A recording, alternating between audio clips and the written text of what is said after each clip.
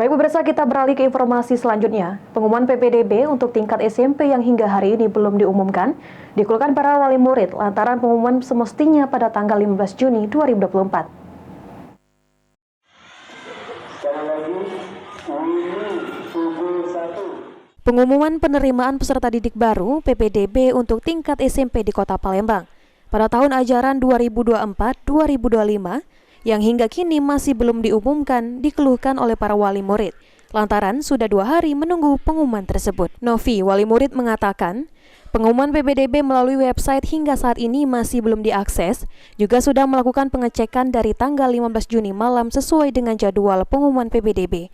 Untuk apa penyebabnya dirinya tidak mengetahui pasti dan hingga kini masih belum bisa mengakses website tersebut. Belum, dari semalam belum baca dibuka.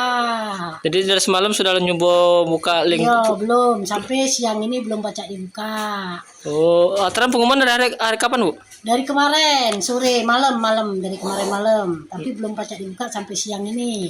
Untuk penyebabnya Ibu tahu tak kenapa, Bu? Hah? Penyebabnya tahu tak kenapa, Ibu?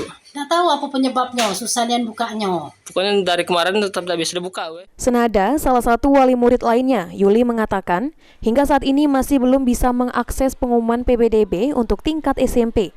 Sebelumnya, pihak sekolah menyampaikan bahwa pada tanggal 15 Juni malam PPDB akan diumumkan.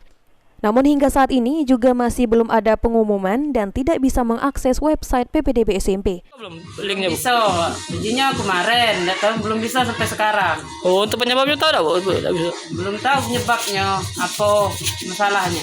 Jadi dari pihak sekolah itu kemarin pengumuman, Bu? Iya, kemarin. Tapi sampai saat ini Belum bisa. belum bisa dibuka sama sekali, Bu? Iya.